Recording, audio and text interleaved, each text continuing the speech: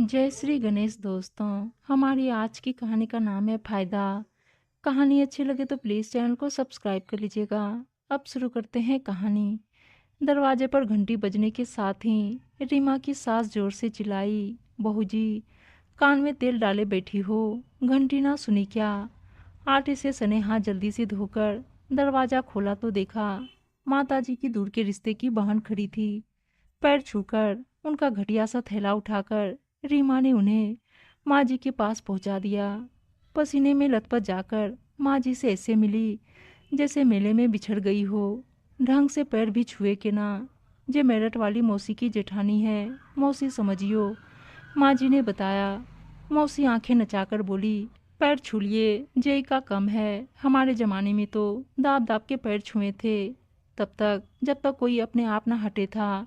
सुनते ही माँ जी का चेहरा खिल उठा। बड़े दिनों बाद उनके बुराई पुराण सुनने के लिए इतना अच्छा श्रोता बिन बुलाए पधार गया था। खूब जमेगी जब मिल बैठेंगी दो सासें। कहो बहना कैसे आई? माँ जी ने पूछा। सुनते ही बस मौसी एक सांस में शुरू हो गई। का बताऊं जीजी, बहुरिया ने नाक में दम कर रखो है। मेरी तो छोड़ो, छोरे को भी कुछ ना समझती। दिन भर मोबाइल में घुसी रहवे, ना टाइम पे उठना, ना खाना बनाना, ना सोना। घर के कामों में तो दीदा ही ना लगता। छोरे ने पहले दिन ते ढील क्या दे दी। सिर पे नाचे है, फटी सी पैंट और छोटी सी बनियान पहने, सहेलियों के साथ साड़ी में घूमती फिरे। संध्या को छोरे को लेके निकल ले। शर्म लिहाज तो ताक पे धर रखी। मैं बेचारी दिन भर काम निपटाऊं, रात तक टांगे चूर-चूर हो जावे। मजाल है जो बंदी 10 मिनट को पैर दाब दे। जो मर्जी खावे, जहाँ मर्जी जावे। कदी पूछ लूं तो दोनों के दो मेरे पीछे पड़ जावे। बहुड़िया तो दिन भर अपनी अम्मा ते क्या खाया क्या पिया सारी कमेंट्री करे है। आए दिन इसके मैके का कोई ना कोई रिश्तेदार धरा ही रहवे, जो आवे खाली हाथ चला आवे, या कि अम्मा तो इतना भी ना होवे कि किलो 2 किलो मिठाई भेज दे। हर महीने मैके भाग। मारी छोरी राखी पे आनो चाहे, पर मारा छोड़ा वो जुरू का गुलाम। वह नटनिया के साथ ससुराल जावेगा। बहना की राखी बंधे ना बंधे, केला छोड़ा है, छोड़ के जाऊं तो कहाँ। संझा को दोनों ने जो कलेश करा तो सोचा थारे करने चलूं। अब जरा माँ जी का हाल सुने। माँ जी अपने हर मिलने जुलने वालों से अपनी बहुओं का बुराई पुराण लेकर बैठ जाती। उनके हिसाब से कोई भी बहू उनके मन की नहीं आई। उनके मन की बहू के मायने थे बहू बेटे में 36 का आंकड़ा रहे। माता जी बहू को कुछ माने गाली गलौज तक भी करे तो वो मुंह ना खोले। बहू मायके जाने का कभी नाम ना ले। बहू के मायके से कोई ना आए।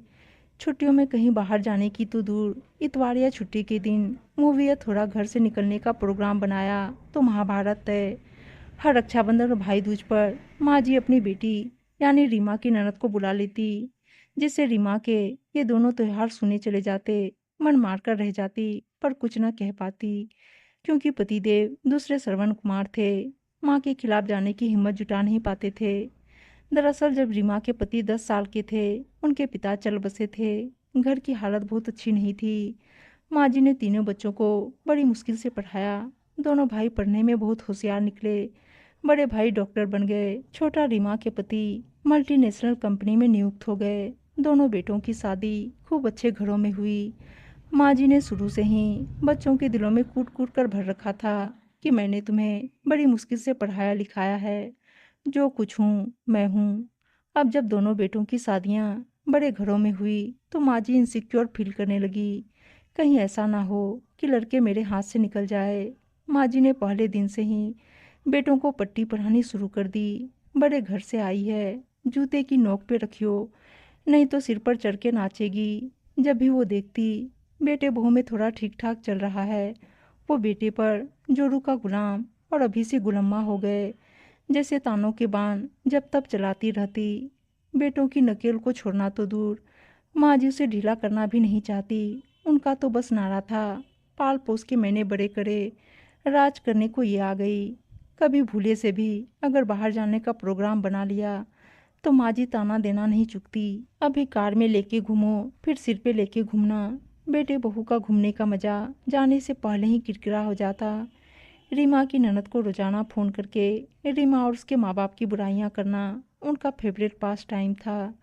रीमा के कानों में माँ बेटी का वार्तालाप पड़ता, पर वो बेचारी मन महसूस कर रह जाती। कभी कभी रीमा की ननद रीमा के पक्ष में कुछ कहने की कोशिश करती तो माँ जी उसे चुप करा देती, यह कहकर कि उस चुड़ैल का जादू भैया की तरह तेरे ऊपर भी चलने लगा। कभी कभी रीमा का मन करता माँ जी को खरी खोटी सुनाने का, पर अपनी माँ के द्वारा पढ़ाया सब्र, बर्दाश्त और जिम्मेदारी पाठ और उसके संस्कार आड़े आ जाते। अपने बूढ़े माँ बाप का ख्याल करके चुप रह जाती। माँ जी अपने खाने पीने और अपनी हेल्थ को लेकर चौकस थी। रीमा अगर बेवक्त एक कप चाय भी अपने लिए बना ले तो माँ जी उसे वहीं चार बातें सुना देती। रात को जब तक वो रीमा से तब तक पैर ना दबा लेती जब तक गहरी नींद में ना हो जाए।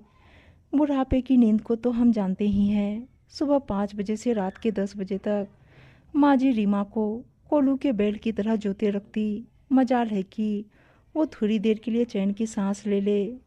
मौसी और माँ जी का सास बहू पुराण आपने देखा।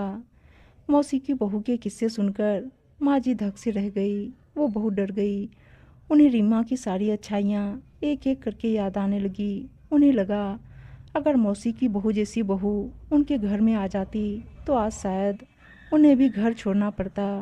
माँ जी को एक एक करके रीमा पर किया अन्याय याद आने लगे। जल्दी से माँ जी ने रीमा के पास किचन में जाकर उसे गले से लगा लिया, उसके सर पर प्यार से हाथ फेरा।